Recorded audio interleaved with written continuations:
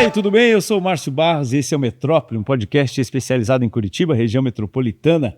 Aqui a gente trata de economia, turismo, responsabilidade social, direitos humanos e, por que não, segurança pública. E esse é o tema de hoje, porque a gente vai conversar com um cara que é craque nessa área, delegado há muitos anos e chefe da divisional metropolitana, delegado Fábio Amaro. Bem-vindo. Olá, Márcio. Prazer em estar aqui no seu podcast, o Metrópole.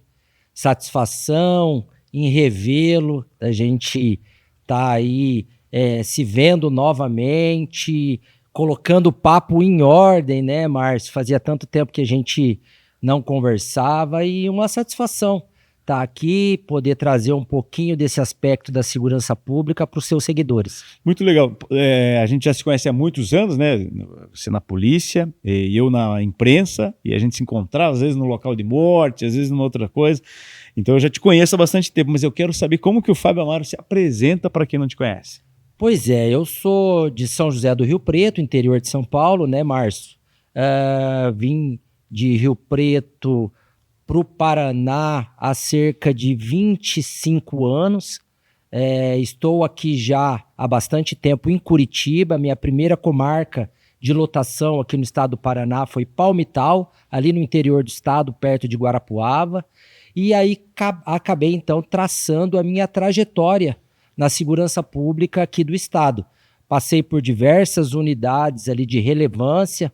Acredito que a gente tenha feito essa amizade quando você me microfonava ali em Pinhais, mas aí também passamos um certo período pela DHPP, pelo Departamento de Inteligência, e agora estamos há quase 7 anos e meio na Divisão Metropolitana de Curitiba. Um baita de um aprendizado.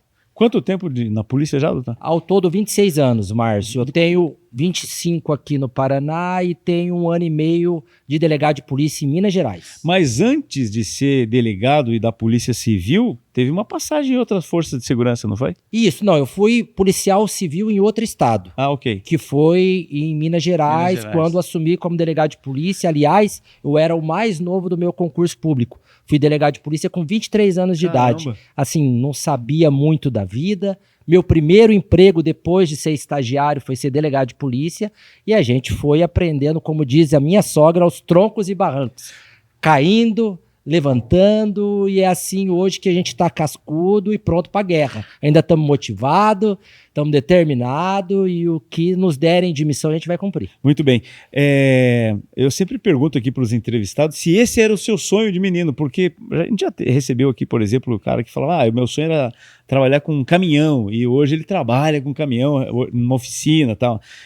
Chefe de cozinha, que gostava de cozinhar quando criança. No seu caso, já era sonho de ser policial? Eu vou te contar uma curiosidade.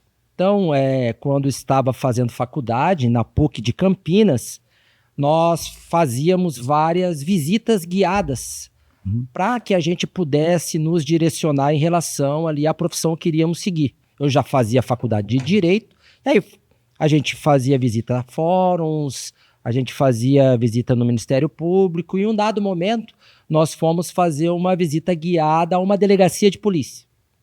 E lá chegando, lembro perfeitamente, isso já assim, vão quase 27 anos, nós fomos recebidos por um delegado de polícia que era caricato. Tipo o Dr. Recalcate, que a gente conversava dele há pouco tempo. O Braddock, que encontra-se ainda sob o nosso guarda-chuva ali em Bocaiúva do Sul.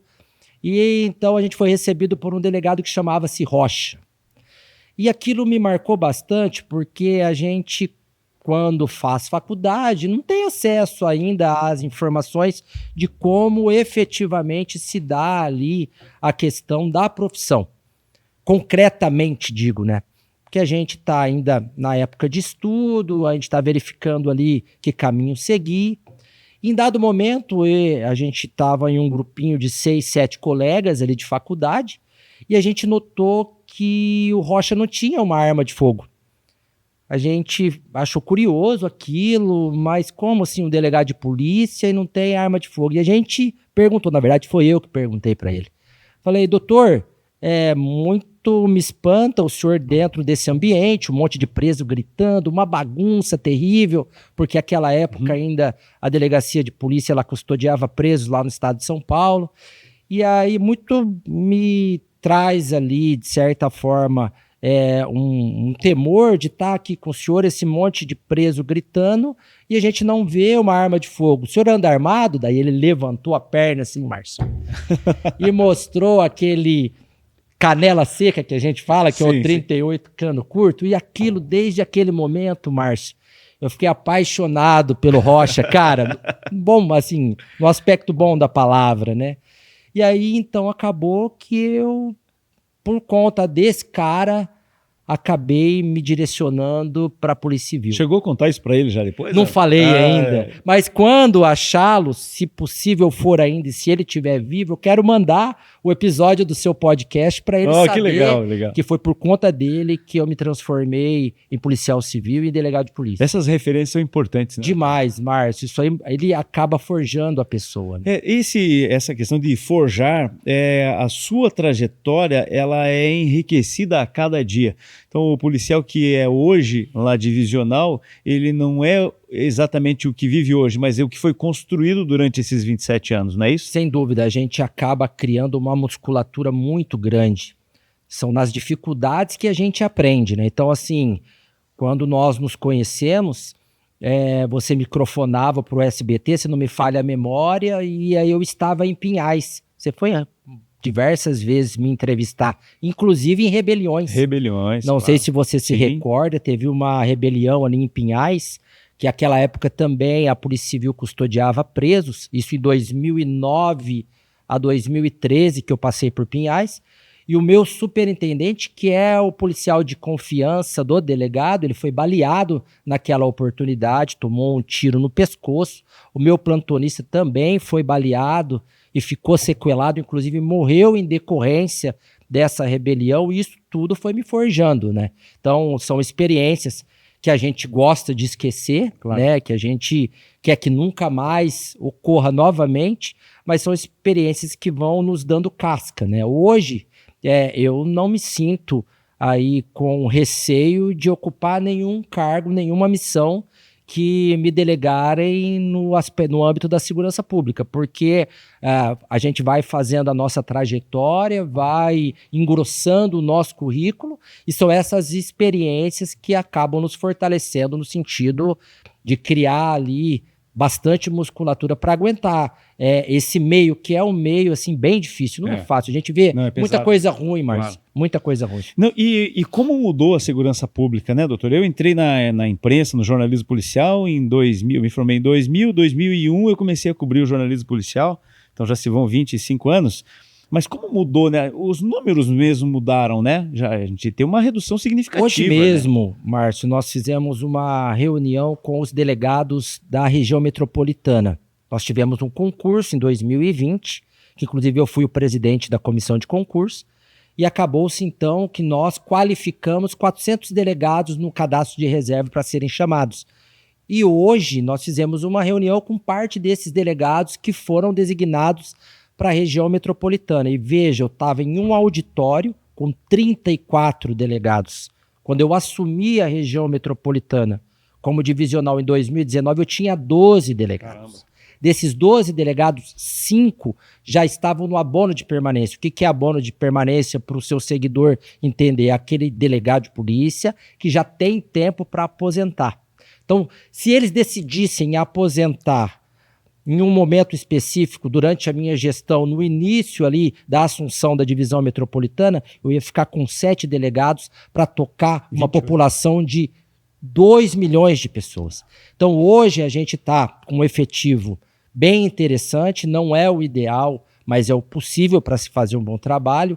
Antes, a violência, a criminalidade era muito acentuada, principalmente na região metropolitana, por se tratar de um local, assim, dormitório, de passagem ali da vagabundagem, entre aspas, me desculpe o termo.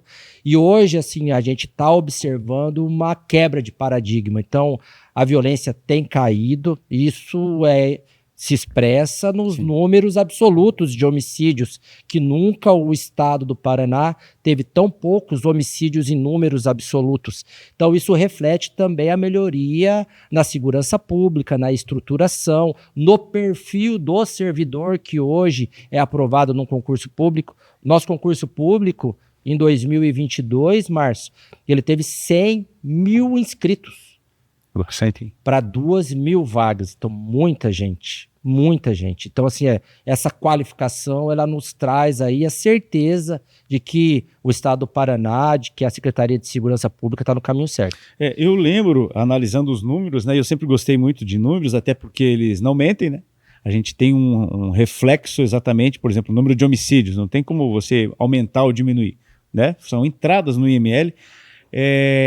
2010, acho que foi o ano mais violento dessa fase, a partir do momento que começou a ser contabilizado isso. E de lá para cá, sempre diminuindo. Eu vi hoje mesmo, porque eu fiz uma apresentação ali para o delegado-geral, e em 2021 nós tivemos 450 homicídios na região metropolitana. Agora, no último ano, em 2025, nós tivemos 201. Então diminuiu pela metade, e um pouco ainda menos da metade. Então isso demonstra realmente a melhoria da segurança pública. Hoje a Polícia Civil, eu vou falar pelo que eu tenho ali de conhecimento em relação à minha instituição.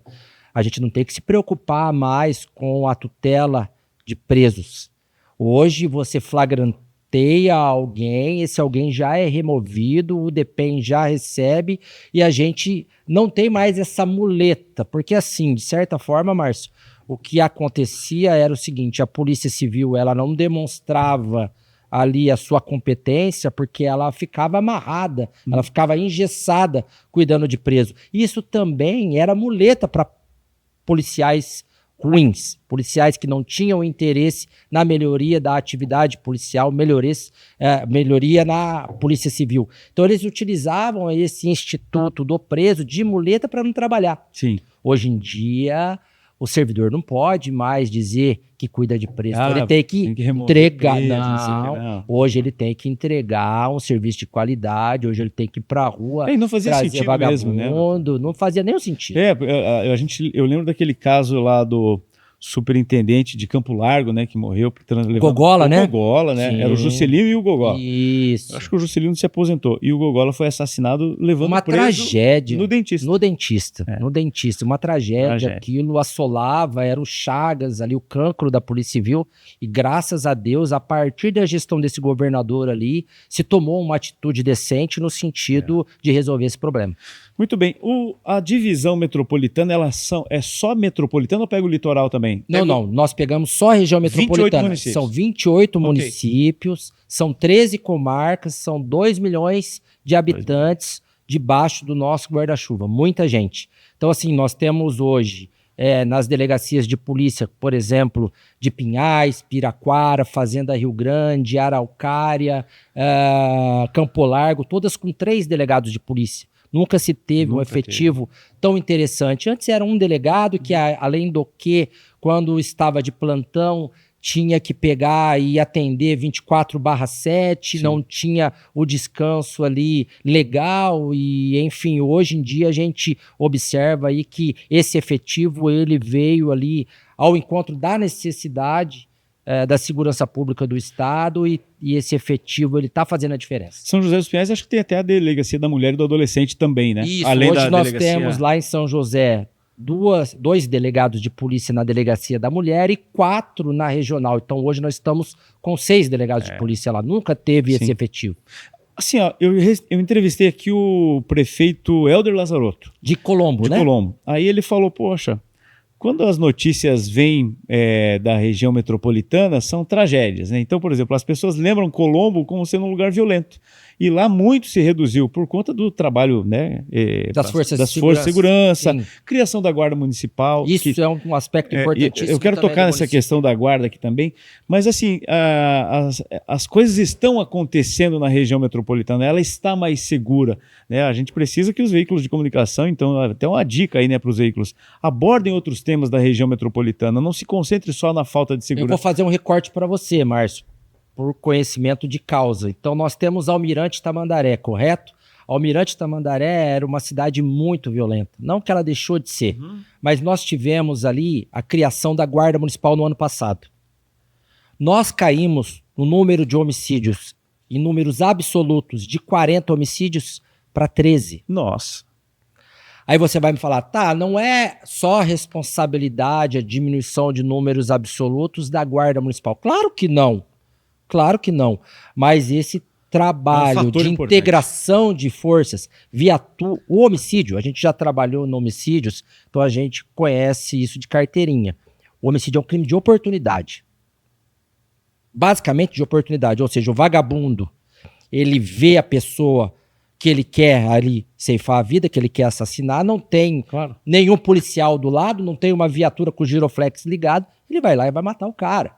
Vai aproveitar a melhor oportunidade. Se você tem polícia na rua, a sensação de violência, de impunidade é muito menor, né? Então, certamente ele vai deixar de matar porque sabe que a cidade está bem patrulhada. Foi isso que aconteceu em Tamandaré. Isso é reflexo não só em Tamandaré, nós temos em Pinhais, em São José dos Pinhais. Campo Magro não. Campo Magro foi recém-criado, agora, né? pelo Bosa, né? Exatamente. Eles fizeram ali a criação. Acho que eles começaram ali efetivamente no mês passado Isso. a atuação nas ruas. Eu tive lá com o Bosa, que é o prefeito de Campo Magro. E nós temos até um consórcio, né, metropolitano das guardas, né? Isso. E é fantástico. Então, né? assim, o que eu vejo que é imprescindível hoje em dia para o município da região metropolitana, eu estava vendo até uma notícia hoje que muito me espantou, que Guarapuava não tem guarda municipal. Você sabe disso, não? Guarapuava é uma cidade de mais de 100 mil habitantes. Então, assim, essa força, ela vem a somar, nunca a dividir. Então, assim, essa história de que, não, a polícia militar não quer que crie guarda municipal, a polícia civil não quer que a guarda municipal ocupe o espaço da... Enfim, isso daí não existe mais. Hoje é a integração de forças. É o que resolve, é a integração de forças. Não, e com certeza, porque até na questão do concurso público é mais simples, né, fazer um concurso de guarda municipal do que para policiais militares, por exemplo. Pela né? formação. Pela né? formação, sim. pela rapidez do pela concurso. quantidade de pessoas que se inscrevem. Sim. Essa gestão toda do concurso público ela é muito mais prática. E para o cidadão, lá na ponta Ele da não quer linha, saber que polícia que é, né, farda Marcelo? que o cara tá usando, se é azul, se é vermelha. Quer saber se eu uso terno, se eu uso farda. Se tem uma mulher em risco, se ela vê um segurança privado, ela vai pedir ajuda. Vai pedir ajuda. Né? Então eu acho que a questão das guardas municipais tem sido importante também, né? Eu, assim, presenciei a evolução das guardas municipais na região metropolitana. E, assim, elas refletem diretamente E agora a polícia na também. melhoria da segurança pública. E agora com o status de polícia, né? Exatamente. Que dá essa possibilidade. Na verdade, a Guarda Municipal de Curitiba, por exemplo, ela já tinha essa função. Às vezes caía lá na frente, né? Lá na audiência de custódia, aquela coisa toda mais constitucional, né? Constitucional. Mas a Guarda já fazia esse trabalho, né? E bem feito. Flagrante, né? Sempre fez um trabalho né? muito bem feito aqui em Curitiba, né? A Guarda Municipal. Muito bem. E esse trabalho na divisão aí tem que correr bastante, porque a nossa região metropolitana é grande, né, doutor? São 16 mil quilômetros. Eu estava lá na secretaria, a gente fazendo alguns comparativos. A nossa região metropolitana é maior que a Jamaica. Pense só. É maior que o Kuwait e que o Líbano. Então, para você sair de Rio Negro até Adrianópolis, são 6 horas de viagem. E não tem uma cidade da região metropolitana que eu não conheça. Então, nesses 7 anos e meio, serviu também de experiência para mim, né? Para eu conhecer como é que funcionam ali as cidades, conhecer os prefeitos, né? Ter contato ali com o cidadão, tá ali ombreando com o pessoal da delegacia de polícia, tá tentando uma melhoria em relação à estrutura física das unidades, por exemplo. A questão de 1 mês e meio, nós conseguimos, junto à Prefeitura de Campo Largo, a doação de um terreno para a construção da Delegacia Cidadã de Campo Largo, e assim foi em Colombo, e assim está sendo em Rio Branco do Sul, e a gente está fazendo essa frente para melhorar ali o atendimento da Polícia Civil, né, que é o nosso enfoque. É porque eu lembro no começo, né, há 20 e poucos anos, eram muitas delegacias sucateadas, até porque elas tinham também, né, muitos presos, aquela coisa. Essa realidade tem mudado esse demais, paradigma, né? Ele tem visto de forma diferente, né? A gente está agora com uma delegacia cidadã em São José dos Pinhais, a gente tem uma delegacia cidadã que vai ser entregue em Colombo, a gente tem delegacia cidadã em Fazenda Rio Grande, a gente tem delegacia cidadã em Almirante Tamandaré. Então são boas estruturas. Então os policiais hoje, além de não terem a muleta dos presos, também não podem mais reclamar da estrutura. Não, e tem uma coisa também que é importante para que quem analisa, né? Eu fiz uma pós em gestão de segurança pública e, claro, a gente analisa baseada no geoprocessamento, né, doutor? Então, por exemplo, a maioria... São as manchas de calor, né? Mas a maioria dos crimes, por exemplo, em Rio Branco, Doutor Ulisses, eles são diferentes dos crimes que acontecem aqui nos grandes centros, né? Sem no dúvida. centro de Colombo. Existe uma peculiaridade. Às vezes é coisa de família, de terra, de Existem negócio, muitos de crimes ali que ocorrem em relação à situação de violência doméstica, passional, a questão ali de briga de boteco, envolvimento com tráfico de drogas. Porque assim, a gente sabe, o traficante ele não pode bater na porta do juiz, falar, juiz, eu quero cobrar uma dívida do usuário, então vamos fazer uma ação ali, vamos entrar num acordo ali e o senhor obrigar que ele pague. O que ele vai fazer? Ele vai acabar cobrando com a lei do cão, com a própria vida. É assim que o traficante age. Então, assim, cada região tem a sua peculiaridade. E tem regiões que são completamente diferentes, apesar de serem muito próximas, né? Sim. Completamente diferente a questão da motivação dos crimes, a população também, ela muda, por mais que sejam ali cidades conurbadas, elas têm ali um fator ali diferenciado. A gente, não sei se você vai lembrar, a gente fez uma matéria uma vez sobre o crime organizado, né? O crime organizado, a facção. Acho que eu lembro. Que agia de dentro do presídio, mandando acontecer as coisas aqui fora. Na região metropolitana ainda percebe-se assim, não precisa falar em qual, mas alguns focos de crime organizado, facção? Se tem crime organizado, a gente não pode tapar o sol com a peneira e dizer que não existe. Sim. Né? Existem facções. A gente já viu delegados que não davam importância para isso e foram vítimas. Às vezes mais que uma facção, né? Elas estão se digladiando. Quando a gente analisa a mancha de calor e um aumento ali do número de homicídios em uma região, essa análise, através das ferramentas de gestão, elas nos indicam ali guerra de facção para domínio das bocas de fumo da cidade. Então existe sim, Márcio. Não vou te dizer que a gente se livrou desse mal aí, que são os criminosos organizados. A gente ainda carece aí de um trabalho específico para tentar ver se debela esse tipo de atuação. Doutor, nesses 20 e tantos anos de trabalho aí, muita coisa mudou também, né? A questão da tecnologia, mas também a inteligência, né? Hoje a polícia trabalha com muito mais, né? Não só a questão do muralha digital, mas também outras informações que consegue coletar, né? Desculpa, só para complementar, no caso da Raquel Genofre, por exemplo, a gente pode citar, né? Que foi colhido material há 14 anos, eu acho, ou 10 ou 12 anos, e agora, ano passado, há 2 anos, foi identificado lá o assassino. Inclusive eu presidi, por certa feita, esse inquérito policial da investigação da morte da Raquel. Foi um banco de perfil genético. Tecnologia e tecnologia aliada ali à política governamental. Não tem outra saída. Eu, em certo momento da minha trajetória policial, eu fui chefe do Departamento de Inteligência do Estado, o DIEP. Aquela época, o DIEP, ele tinha o famoso guardião. Você lembra desse termo, guardião? O guardião era o equipamento de escuta do estado do Paraná. Era uma máquina enorme, na qual todos os grampos telefônicos ficavam vinculados a ela. Hoje em dia, essa ferramenta de uma interceptação telefônica, ela não é mais eficiente. Hoje em dia, nós temos outros recursos, georreferenciamento, a apreensão física do celular. Quando você vê essas operações que ensejam prisão de 30, 40, 50 pessoas, até propriamente a política atual brasileira está vivenciando isso, é através da apreensão física de um equipamento celular móvel. É através da extração desse celular que você obtém ali o material fértil. Sim. E para a polícia foi muito importante. A gente perdeu essa ferramenta, que era importantíssima à época da escuta telefônica, hoje mais não é eficiente, não é viável, Muita coisa mas por criptografada sua sorte, também. esse seu celular, ele traz muito para a polícia se você fizer a coisa errada. Pro bem e pro mal, né? Pro bem e pro mal. Claro. Então, hoje em dia, nós temos georreferenciamento, nós temos várias técnicas de investigação ali que vieram a somar no sentido de facilitar a nossa vida. O que vem pela frente, assim, que você fala, putz, cara, não imaginava que isso ia acontecer, eu tô vendo acontecer aqui. Márcio, é assim, nós estamos ficando velho, né, meu amigo? Então, assim, a gente ainda... Eu já tinha cabelo branco, agora você tá com os eu tô com um cabelinhos pouquinho brancos aí. ali, tá difícil parecendo a o Marcelo caminhada. Velhinho. Verdade. Faz tempo que eu não vejo velhinho também.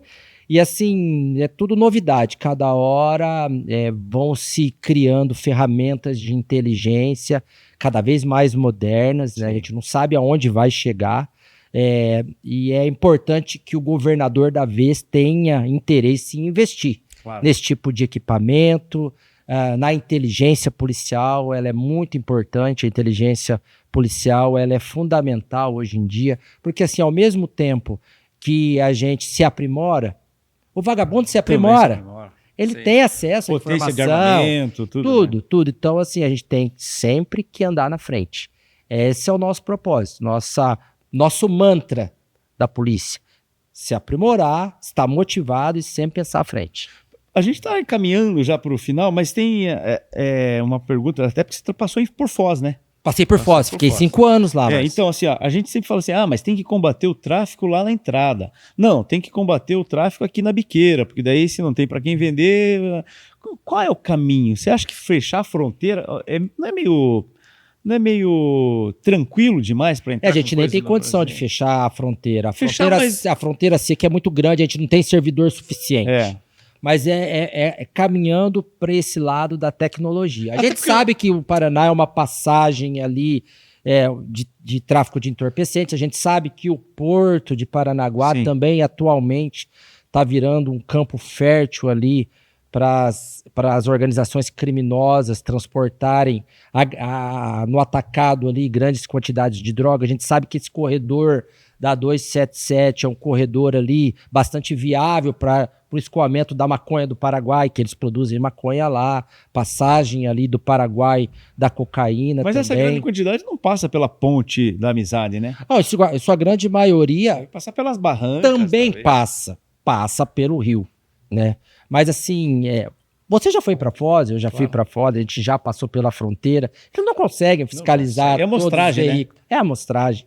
Então, assim, é desumano a gente acreditar que o policial que vai fazer ali um plantão de 24 por 72 vai parar todos os carros. E outra, se parar, acaba estrangulando ali a saída da ponte e a entrada da ponte. Óbvio que passa ali por Guaíra, Sal del Guairá, passa pelo rio, claro que passa. Ali a gente tem Santa Terezinha de Itaipu, a gente tem ali Itaipulândia, a gente tem um monte de entrepostos dessa droga. Mas assim, não tem outra saída, é o trabalho de inteligência e o recrutamento policial. A única forma de combater o tráfico de drogas, não tem outra. Sensacional, uma aula de segurança pública aqui com um amigo muito bacana, viu, doutor? Tratar esses assuntos e relembrar as entrevistas que a gente fez várias vezes. Ixi, faltou muita coisa a gente falar aqui, você vai ter que me chamar de novo. Para a gente encerrar, então, o que vem pela frente aí? Quais são os projetos para 2026? Então, nós temos agora uma transição governamental, a gente não sabe o que vai acontecer no estado do Paraná. Eu tenho mais 5 anos de polícia. Eu aposento daqui 5 anos. Pô, que beleza, hein? Né? Então, daqui 5 anos eu tô colocando meu pijaminha, vou virar, sei lá, síndico do meu prédio, eu não sei ainda o que vai vir ali para mim.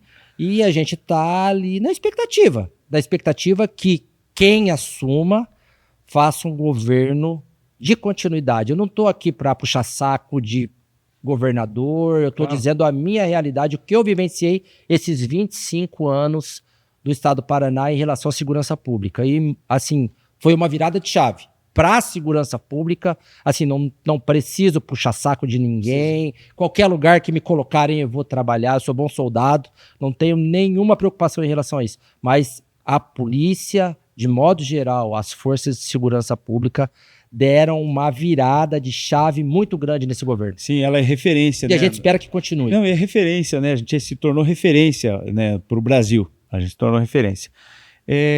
A gente reclama muito ainda do judiciário, né? Que em muitas coisas, né? O que a gente observa hoje em dia é a questão ali das leis serem muito brandas.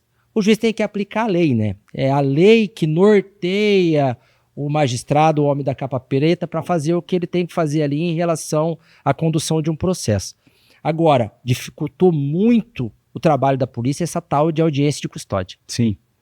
Não sei se você já observou essa questão, mas a gente já fez um estudo científico a respeito do índice de presos que são soltos na audiência de custódia. Mais de 75%. Caramba. Então o cara vai lá, entra na sua casa, a lei diz que o cara que furtou a sua casa não cometeu um crime grave, ele fica preso um dia, no outro dia ele é solto. E daí a sensação de impunidade impera, meu irmão. Se ele ficou um dia preso porque ele entrou na tua casa, então daqui 10 dias ele vai matar alguém, porque ele acha que ele vai ficar pouco tempo preso. E assim segue esse ciclo, né? Infelizmente. Qual foi pra gente encerrar, qual foi ou o que vai levar para a vida, vai contar para os filhos, para os netos, esse aqui fui eu que fiz, essa apreensão, ou esse caso, tem algum caso que você lembra, Eu assim? tive vários casos. O caso ali. Tainá. O caso Tainá foi um caso sensível para mim. Sensível, né? Porque, como a gente está aqui conversando, hoje não se vê uma investigação policial sem uma gravação de uma câmera de televisão. O que faltou naquela... O que faltou naquela investigação, assim, Márcio, eu tenho certeza absoluta, porque eu ouvi uma confissão de 4 pessoas. Só que naquela época a gente não tinha esse recurso da gravação, da tecnologia. E aí, se eu tivesse gravado esses caras me confessando que teriam matado a Tainá, certamente eles estariam condenados hoje e esse caso estaria resolvido. Então, infelizmente, por falta de recursos, que a gente teve todo aquele revés. Nossa. Aí é o inconsciente coletivo. Sim. Daí um puxa o outro, Aí a daí imprensa. a imprensa, que também tem os bons e tem os maledicentes, daí existiu aí um aspecto político de um perito que também queria se aparecer ali. Olha, foi uma confusão aquilo. Eu saí chamuscado, mas saí mais forte, como a gente estava conversando no começo da entrevista. Aquilo ali também me criou casca, bastante casca. Então, assim, tem vários casos. Dá pra gente fazer outro programa pra gente dizer esses casos aí. Vamos fazer a parte 2. Parte 2. Doutor, obrigado, viu? Obrigado Márcio, pela amizade assim, e por aceitar cara, participar com a gente. você é uma pessoa fantástica, a gente sempre está à disposição sua. Tanto é que quando você me convidou, eu não pensei 2 vezes, nem retruquei, só falei para você marcar uma data que era mais adequada e estou sempre à sua disposição. Valeu. E eu quero falar para o seu seguidor, para quem está acompanhando aqui, que o Márcio é excelente chefe de cozinha, pessoal. Fui na casa dele um dia, comi uma baita de uma macarronada. Tem que me chamar de novo, hein, Márcio? Vamos lá. Muito bem, esse delegado Fábio Amaro, chefe da divisão metropolitana da Polícia Civil aqui de Curitiba. Falamos aí sobre histórias e também contamos aí a diferença que tem sido feita na segurança pública do estado do Paraná. E esse foi o Metrópole de hoje. Até a próxima.